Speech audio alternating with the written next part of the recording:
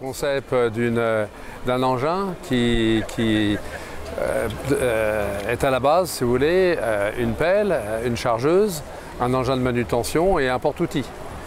Donc la machine est en conséquence capable d'une polyvalence extraordinaire, car dans chacune de ces 3 ou 4 fonctions avec la fonction porte-outils, elle a une performance optimum de par sa conception, ses choix de composants.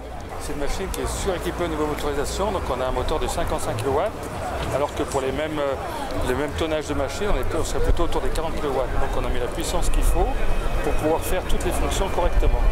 Là, on demande de plus de puissance sur la translation, donc cette machine permet de rouler à plus de 10 km/h et d'avoir un effort de traction supérieur à 4 tonnes.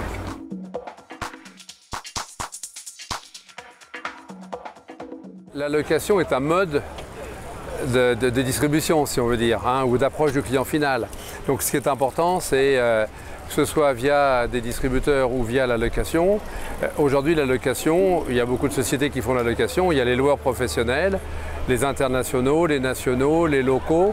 Il y a également les parcs de location de nos propres dealers, nos propres concessionnaires. L'important, c'est surtout à quelle clientèle ça s'adresse. Donc aujourd'hui, on s'adresse à tous les chantiers urbains. Ces chantiers urbains peuvent être de la petite canalisation, mais peuvent être aussi des espaces verts. Et donc tous les marchés qui nécessitent des engins compacts. Et il n'y a pas de chantier compact qui ne nécessite pas de polyvalence.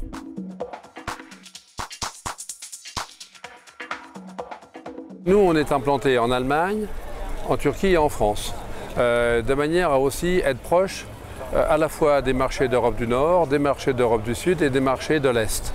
Alors effectivement, d'ailleurs grâce à notre implantation en Turquie, on a pu commencer une distribution aussi, et en Turquie, mais aussi dans les anciens pays de l'Union soviétique et dans les pays d'Asie centrale, grâce à un distributeur qui couvre non seulement la Turquie, mais qui couvre aussi ces pays d'Asie centrale et dont les clients, eux, vont travailler dans tous ces pays où on ne pourrait pas aller directement, aussi bien d'Asie centrale que de Moyen-Orient ou que de Maghreb.